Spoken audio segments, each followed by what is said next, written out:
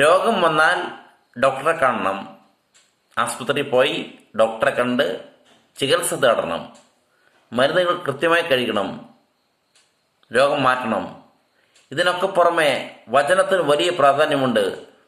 ഏതൊരു ആസ്പത്രിയിലും ഓപ്പറേഷൻ തിയേറ്ററിൽ കയറ്റി ഡോക്ടർ പേഷ്യൻ്റെ മേലെ കത്തിവെക്കുന്നതിന് മുന്നേ ദൈവത്തെ ഉള്ളറിഞ്ഞ് വിളിക്കില്ലേ? തൻ്റെ കൈ കൊണ്ട് ഒരു പേഷ്യൻ്റ് മരിക്കരുത്, തൻ്റെ കൈ കൊണ്ട് സംഭവിക്കരുത് എന്ന് ഏത് ഡോക്ടറും കത്തിവെക്കുന്നതിന് തൊട്ടു മുന്നേ ദൈവത്തെ ഓർക്കാത്ത ഡോക്ടറുണ്ടോ? ദൈവത്തെ ഓർക്കില്ലേ? വചനത്തിനും മേലെ ഒന്നുമില്ല, വചനമാണ് വലുത്.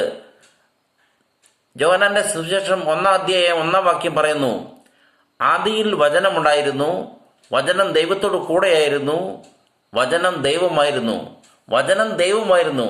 വചനം ദൈവത്തിന് സമമാണ്. അപ്പം വചനം വായിച്ചാൽ മതി.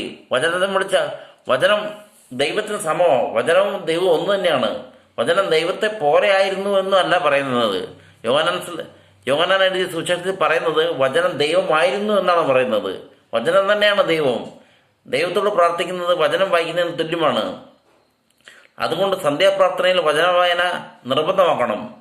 4-5 പേരുടെ വീട്ടിൽ 4-5 പേരിൽ തന്നെ ബൈബിൾ വായിക്കണം. അതൊരു അധ്യായം എടുത്തിട്ട് ആ അധ്യായത്തിൽ കുറച്ച് ഭാഗങ്ങളുണ്ടാവും. അതിലെ ചെറിയ ഭാഗങ്ങൾ നോക്കി വായിക്കാൻ ഉത്സാഹം കാണിക്കരുത്. എല്ലാം തീർത്ത് വായിക്കണം. ഒരധ്യായം ഒരാൾ തീർത്ത് വായിക്കണം. അടുത്ത ആളുണ്ടെങ്കിൽ അടുത്ത ആൾ വായിക്കണം. ഒരു വീട്ടിൽ എത്ര ആളുണ്ട് അത്രയാളും വചനം വായിക്കണം. വചനത്തിൻ്റെ പ്രാധാന്യം അത്ര വലുതാണ്. വചനമേ നയിച്ചാലും.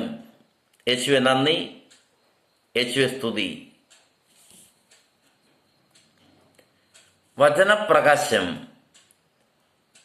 കർത്താവേ, മരുന്നോ ലേപനൌഷധമോ അല്ല, എല്ലാവരെയും സുഖപ്പെടുത്തുന്ന അങ്ങയുടെ വചനമാണ് അവരെ സുഖപ്പെടുത്തിയത്. ജ്ഞാനം 16-ാം അധ്യായം 12-ാം വാക്യം.